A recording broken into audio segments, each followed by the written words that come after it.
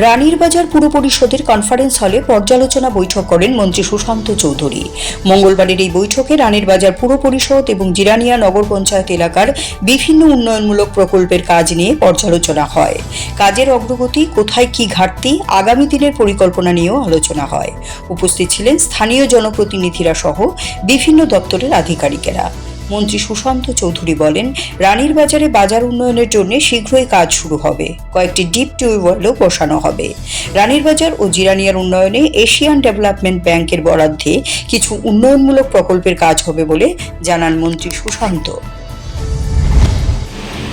আমাদের রানীর বাজার এবং জিরানিয়া নগর পঞ্চায়েত রানীর বাজার পৌর পরিষদের কাজের জন্য অর্থ বরাদ্দ করছে। সার্ভের কাজ হয়ে গেছে।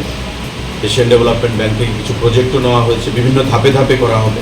রানীর বাজার প্রথম ধাপে হবে, তারপর জিরানিয়াকে করা হবে। বিশেষ করে আমাদের যে বাজারটা রয়েছে রানীর বাজারে, সেটার উন্নতিকরণ করা হবে। পানীয় জলের দিক থেকে ডিপ টিউবওয়েল বসানো হবে। আজকের মিটিংয়েও সিদ্ধান্ত গ্রহণ করা হয়েছে যে পৌর পরিষদের নিজস্ব ফান্ডে প্রায় 50 লক্ষ টাকা ব্যয় করে 2টো ডিপ টিউবওয়েল হবে। এডিবি থেকে 3টা ডিপ টিউবওয়েল দেওয়া হচ্ছে। ওয়াটার ট্যাঙ্ক বড় সেখানে তৈরি করা হচ্ছে। তার বাইরে একটা অত্যাধুনিক বাজার এখানে যেটা রয়েছে সেটাকে রিনোভেট করে অত্যাধুনিক বাজারে পরিণত করা হবে।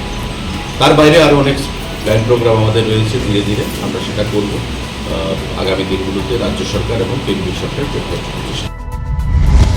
CRI TV, channel for news and entertainment.